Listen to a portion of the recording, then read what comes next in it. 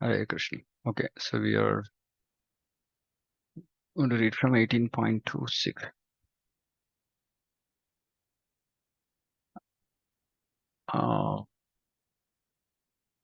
So now Krishna is going to talk about worker. So till now he talked about work. Now he is going to talk about worker. 18.26 Mukta Sango Nahamvadi Trityuta Utsaha Samanvitaha Siddhya Siddhyor Nirvikaraha Karta Satvika Uchyate. One who performs his duty without association with the modes of material nature, without false ego, with great determination and enthusiasm, and without wavering in success or failure, is said to be a worker in the mode of goodness. So those who are working, this is very, very important for them to understand this verse. So we have to work, do our duty without association with the modes,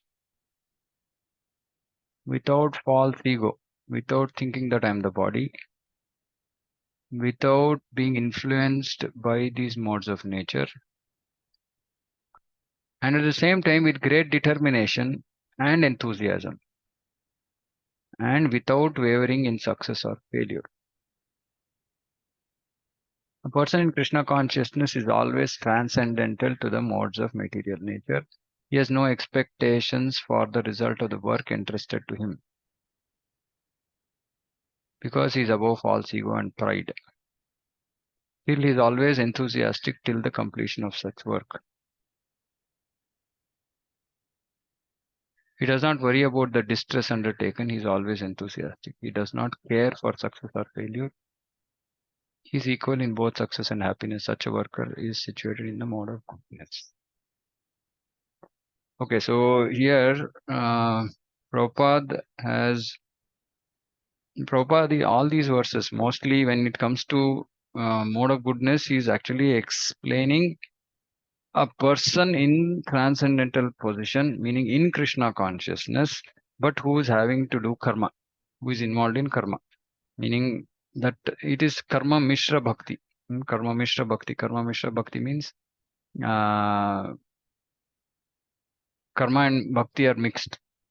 Okay, so kevala bhakti means only bhakti, meaning no karma activities, which means only Shavanam, Kirtanam, Vishnu Smaranam, etc. And other things are just for basic maintenance. But if somebody is engaging in karma and has some propensity to do karma, his work, and also alongside is doing bhakti, then it is karma and bhakti mixed. So this is bhakti mishra karma. I think I keep getting confused. What is karma mishra bhakti? There's one thing, and then there's bhakti mishra karma. Bhakti mishra karma. So mostly it's bhakti mishra karma, I think. Where karma is mixed with bhakti, meaning we do 2 hours bhakti and we do 20 hours karma, right? And the idea of actually this grahastha ashram is from going from 2 hours bhakti and whatever, then 12 hours karma to like 4 hours bhakti, 8 hours karma, 6 hours bhakti, 4 hours karma, like that, right? And by the time we reach vanaprastha, it should be completely 8 hours bhakti plus 8 hours bhakti, meaning 16 hours bhakti. Okay, just to be clear. So Bhaktivinoda Thakur said that grihastha should do 8 hours bhakti and 8 hours karma. Then in vanaprastha it is 16 hours bhakti. But that is for but for those who are not able to do 8 hours bhakti in grihastha ashrama, we have to gradually increase from whatever 2 hours, 4 hours, etc. gradually come to 8 hours. So that bhakti has to go on increasing to an extent that it goes up to 16 hours by the end of grihastha ashram. This is per day.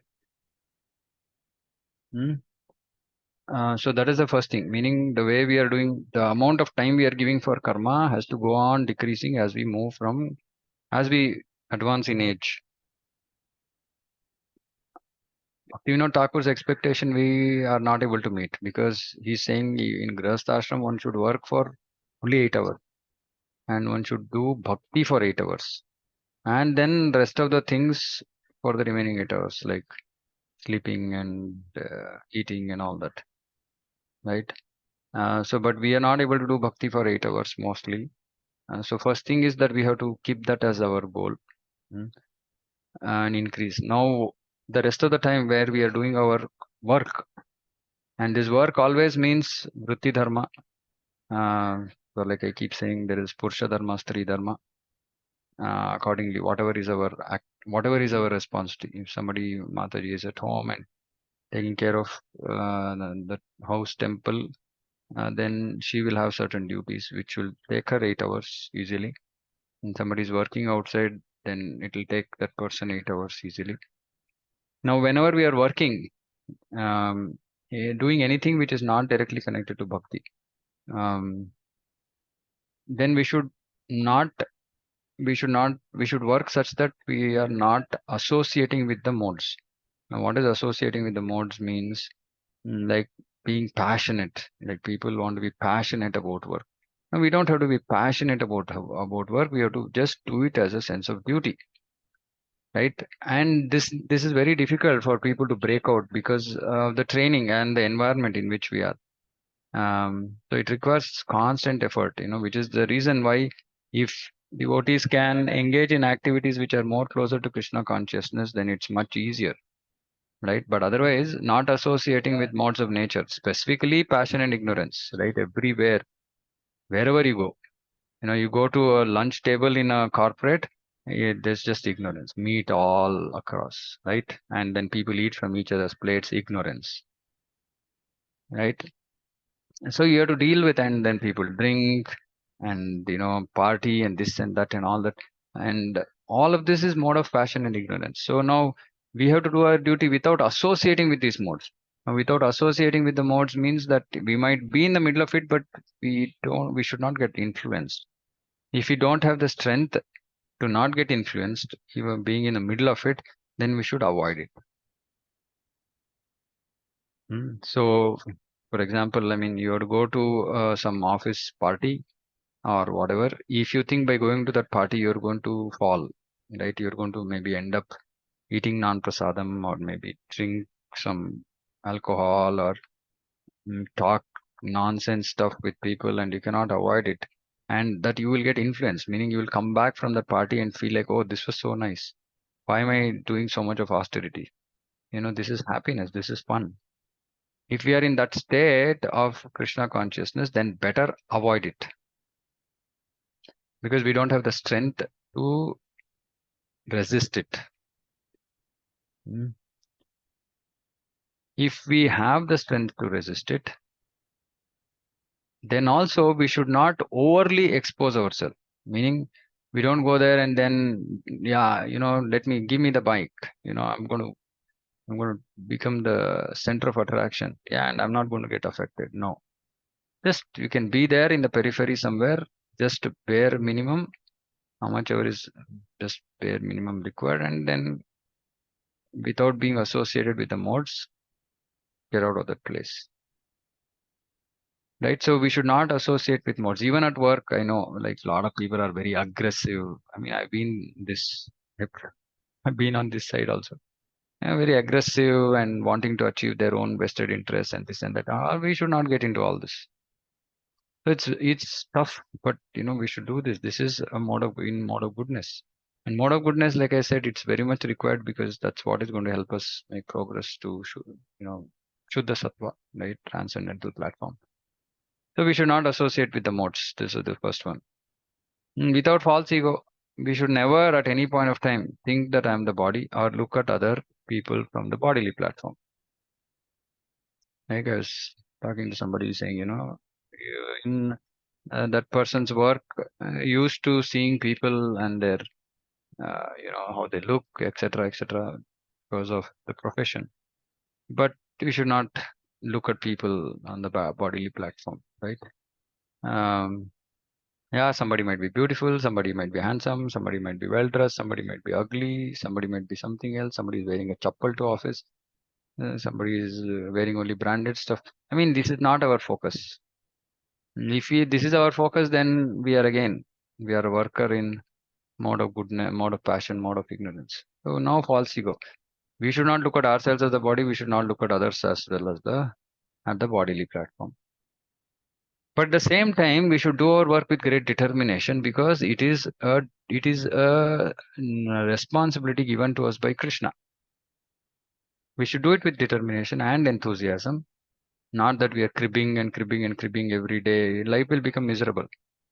But at the same time, we should not just let go of all inhibitions and just indulge in all the things associated with that work also, right? So we should do with great determination, enthusiasm, so that we are able to accomplish our work without getting influenced. Determination is also required because without getting influenced by the modes, we have to work.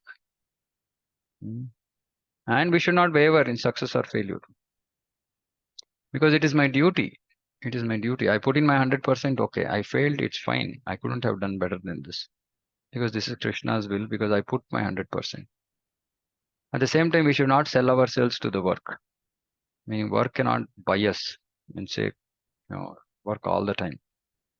I used to be very conscious about it. I used to make sure that at whatever position I was in, I would not work more than 8 to maximum 10 hours. I would just say, I'm not available, I'm busy. But it takes some time. But we should get here, right? And the earlier we get here, the faster will be our progress.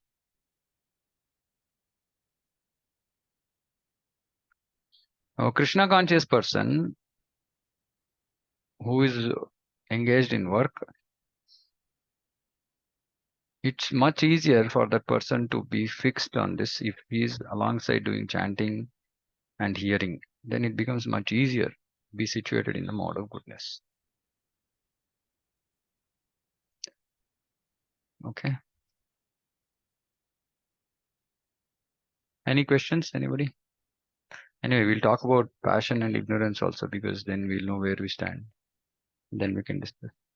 Ragi karma phala prepsur lubdho himsatmako suchihi harsha shokanvitah karta rajasa parikirtitah. Workers who is attracted to work and the fruits of work, desiring to enjoy those fruits, who is greedy, always envious, impure, moved by joy and sorrow, said to be in the mode of good passion. So most people, 99.9% of people who are working are in this. Attached to the work. People are so attached to their work. If one day there's a holiday, they can't sit idly. They want, oh, no, no, no, what is this? I'm wasting my time. What else will I do? People also have this problem because they're so stuck to work. They say, what else will I do if I don't have work? And fruits of work, they just work for the fruits. And they desire to enjoy the fruits. Oh, I got a promotion. Okay, let's go party. Okay, I got so much money. Let's go outside. Let's see places. Let's do this. Let's do that. Desiring to enjoy fruits. And greedy, not satisfied with what we have. Just more, more, more. We want more. And envious. Oh, why that person has got this? Why I have not got it? I did so much. I put so much of effort. Impure, because somebody is in this mode. Where is purity, right? He or she is going to do anything that takes for him or her to achieve fruits of work, enjoy fruits, etc. So impure and moved by joy and sorrow. Major problem. People are so dissatisfied at work. Somebody said this, something else happened, which just so much of politics they get into. All this results in joy and sorrow. All this is said to be the mode of passion. Person is too much attached to a certain kind of work or to the result because he has too much attachment for materialism or hearth and home, wife and children. See, too much attachment. It's not that we should not have attachment. Prabhupada says elsewhere, saying that it is natural to have affection towards home, children, etc. But too much attachment is not required. Of course, it can also be that we have zero attachment also, but still we do it, with compassion, with a sense of duty. That's also good. That's fine. Because not that we have to absolutely have affection, but it's not that we'll do it artificially also, right? Mm, But we can, if we have compassion also towards, if we look at people in the house as jiva, as souls, and look at them as servants of Krishna, and myself also a servant of Krishna, and thinking that I have to serve them, then we will not come on the platform of material affection, but we'll come on the platform of spiritual compassion and service need. Then also a grahastha life can be happy, because the attachment is the problem. I mean, basically the attachment expectation. This is the problem in grahastha life or in any relationship for that matter. Attachment and expectation. We expect things from other people and we are attached to them. And when they don't meet our expectations and when they are not as attached to us as we are to them, then people end up in all kind of suffering. So such a person has no desire for higher elevation. He's simply concerned with making this world more as materially comfortable as possible. I mean, just think all the time we are just thinking about how do I make my material life more comfortable. That's all we are thinking. Generally very greedy, thinks that anything attained by him is permanent and never to be lost. As in, that is a mindset. So much focus on these things, looking, or it almost looks like why this person is so much focused, because, oh, if I get it, then I'll own it forever. Such a person is envious of others, prepared to do anything wrong for sense gratification. So he is impure. Therefore, such a person is unclean and does not care whether whether his earning is pure or impure. See, this is very important. Today, most people are not worried about this. So people say, whatever position we are in, we should become devotees. Yeah, but if we are doing unclean work, we'll never get purified at all. How, see, if somebody is doing unclean work, how can they even be focused on chanting? Because the first thing we'll understand is, oh, I'm doing wrong thing. And that guilt will be so deep that, the person will eventually end up giving that work. So it's a natural thing for somebody who's come to Krishna consciousness to give up nonsense. It's a natural thing. If that is not happening with us, that means that we are not doing it properly. And see, speed at which we go, that is okay. That depends on our previous life or stage in our life, what stage we are in bhakti, etc., etc. Some people might move very fast. Some people might move slow. It's okay. We should move. We should not remain stagnant.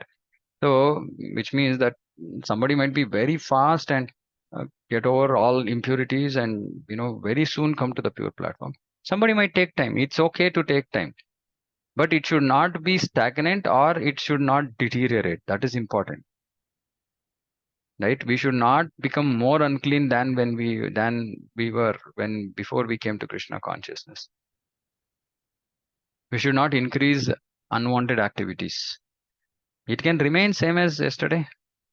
If you're not able to reduce, at least let it remain same as yesterday. And slowly, maybe, in course of time, it should reduce, then become zero. So there's only purity. So we should not just remain saying in whatever work, whether it's, many people are just stuck to work thinking that they don't have any option. And like selling themselves to work, right? Work, employers, we don't have any obligation towards any of them. I mean, we are working, they're paying, and that's it. End of story. We don't have to be any more attached to our employers. All this is modern craziness, like 100% commitment, like literally sell yourself to the company. Basically, that's what it means. That's not for devotees. And this kind of a person is very happy if his work is successful, very much distressed when our work is not successful. More than work successful or not, they want finally result. Appraisal time, they're extremely unhappy. Oh, I didn't get an increase. That person got. I've been in the same position for so many years. Blah, blah, blah. Such is a worker in the mode of passion. Ayukta prakrita stabdha shato naishkriti kolasaha Vishadi dirgha sutri cha karta tamasa uchyate. Worker, now in the mode of ignorance, he's always engaged in work against the injunctions of scripture. Though he's not working at all, he's lazy, etc. But whatever he does is against the injunctions of scripture. He's very materialistic, obstinate, stubborn. Just don't want to learn, just don't want to change, nothing. Just I'm nonsense, I want to remain nonsense. Obstinate. Cheating. Ready to cheat. Expert in insulting others. I mean, some people have such sharp tongue. They just speak, it just cuts, literally. Always ready to insult others. I mean, see, we should understand as devotees, we should have a lot of control over what we speak. Right? Even jovially, we should not hurt others, even among friends. I mean, what is the need to hurt others? See, I mean, not everybody is at the same level. That doesn't mean that we have to hurt somebody, right? By making sarcastic statements. It's just a sign of weakness, that's all. So we should speak, we should be controlled in our speak. We should not speak more than required, first thing. And even if you open our mouth, it should be Krishna consciousness. Okay, we are not at that stage, it's fine. At least let's not speak in such a way that it hurts others, it insults others. That is mode of ignorance. Lazy, always morose, no enthusiasm at all. Procrastinating.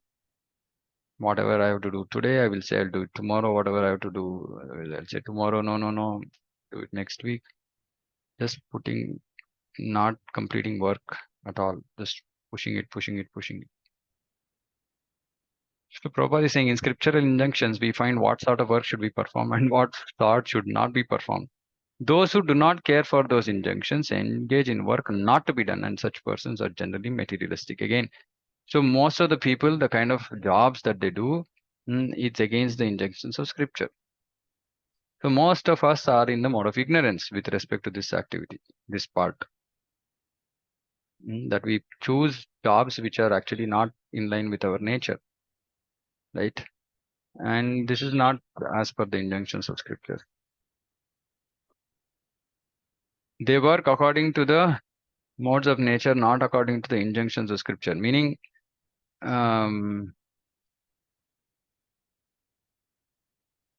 meaning modes of nature, meaning how do we say? Like they're just influenced by whatever. Like somebody is lazy, just remain lazy, right? But they don't want to improve themselves at all.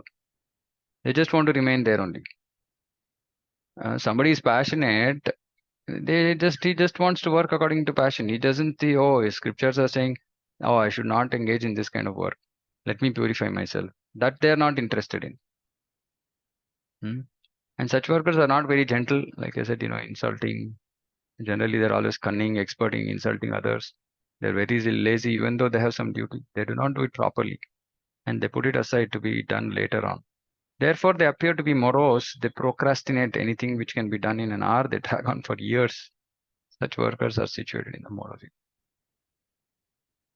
So see the difference, right? I mean, we should picture ourselves. I'm just going back to these verses. We should picture ourselves. We should be in this state, not associated with modes of nature, meaning not affected by anything around us, not thinking on the bodily platform, doing our work with great determination and enthusiasm just because we have to. It's my duty.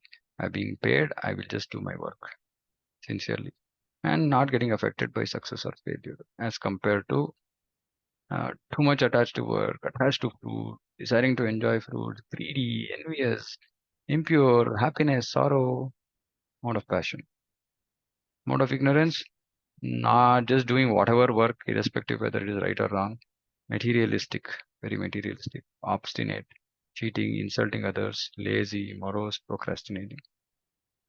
So it's very easy to understand that mode of goodness. We picture ourselves in mode of goodness. It's actually so nice and peaceful.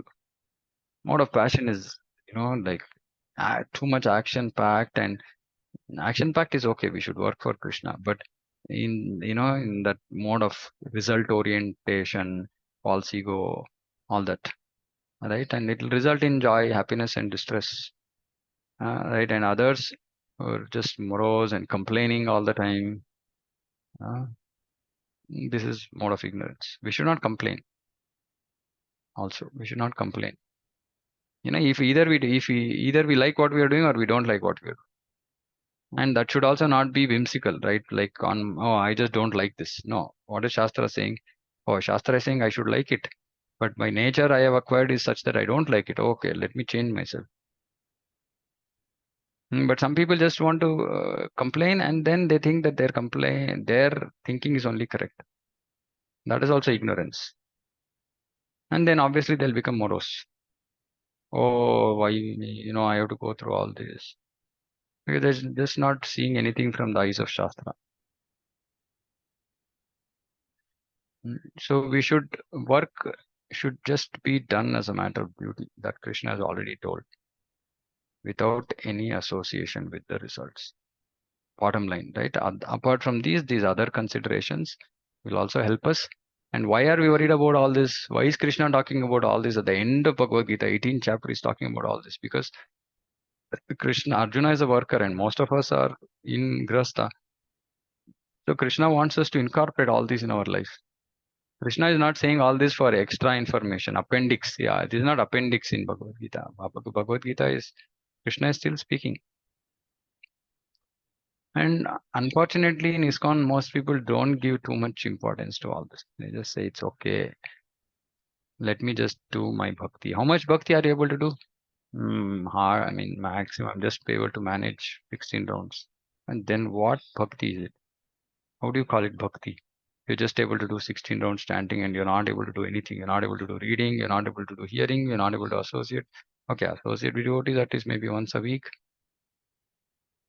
But that kind of work is like animalistic. It's not human, not for humans.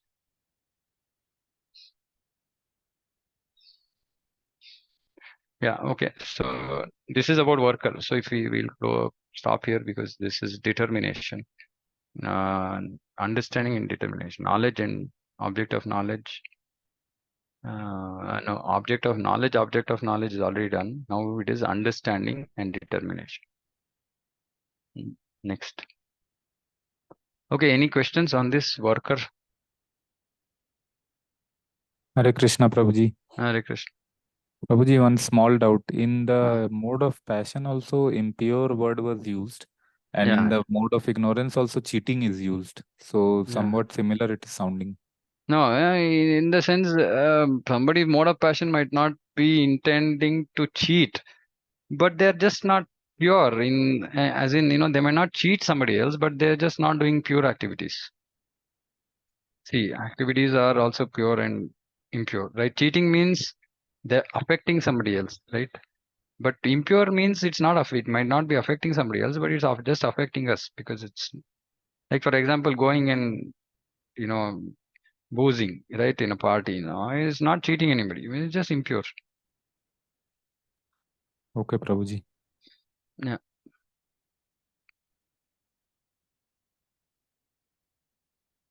Anything else? Workers.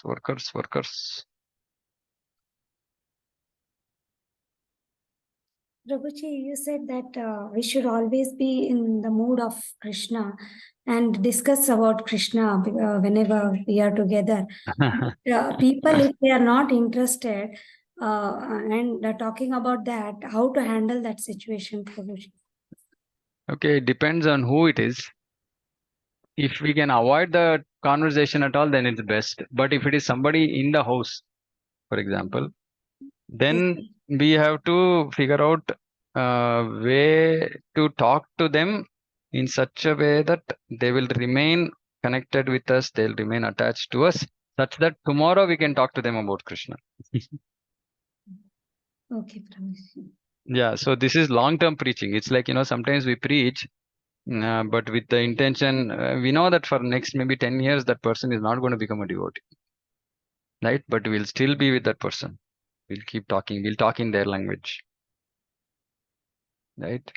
And be with them, right?